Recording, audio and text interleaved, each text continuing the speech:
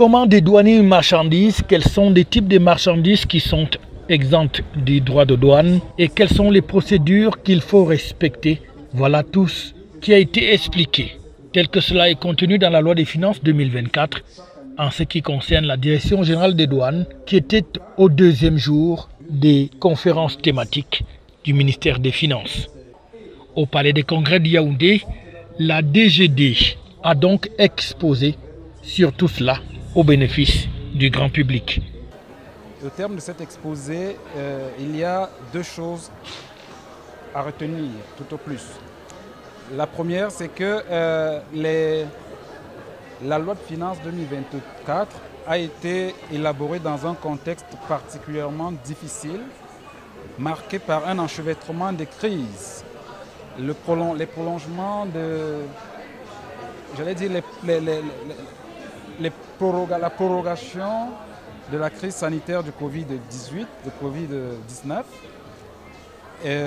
la crise dans le Moyen-Orient entre l'Israël et le Hamas, et enfin la crise russo-ukrainienne.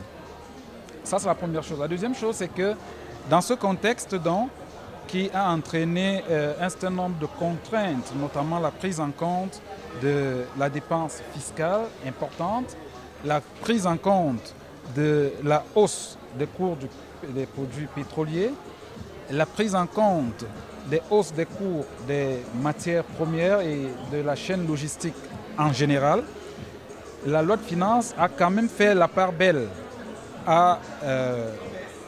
au soutien, j'allais dire, à la poursuite de la politique d'import-substitution, à côté d'autres blocs de mesures, notamment le soutien à l'économie, l'amélioration du climat des affaires, la lutte contre la fraude douanière et commerciale.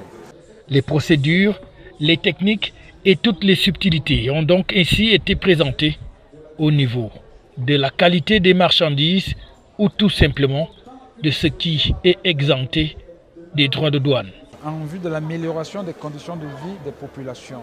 C'est dans ce cadre que le gouvernement, que l'État a institué l'exonération pour une durée de 24 mois à l'importation des matériels et équipements destinés au relèvement du plateau technique des centres de formation, des hôpitaux, des centres de formation privés, en vue d'éviter ou de limiter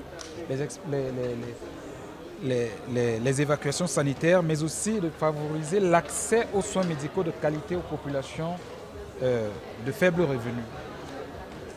C'est également dans le même sens que l'État a défiscalisé pour une période de 24 mois toujours l'importation du matériel et équipements destinés au développement de la pisciculture, de l'élevage, mais aussi des énergies éoliennes, des énergies renouvelables, l'énergie éolienne, l'énergie solaire et la biomasse. Donc voilà à peu près le plat de résistance des mesures nouvelles douanières. À côté, il y a des mesures de renforcement de la confiance des opérateurs, qu'on appelle généralement des mesures d'amélioration du climat des affaires. Là-dedans, on peut retrouver les clarifications sur les délais de prescription, mais aussi sur les taux de convertibilité, la conversion des devises, suivant que les marchandises ont été enlevées dans un régime suspensif ou sous soumission d'enlèvement direct ou pas. La DGD, qui joue un rôle à la fois économique et sécuritaire, œuvre donc pour le développement du pays. Ceci dans la grande famille du ministère des Finances, qui est véritablement au service de l'intérêt général. FH News, votre télévision.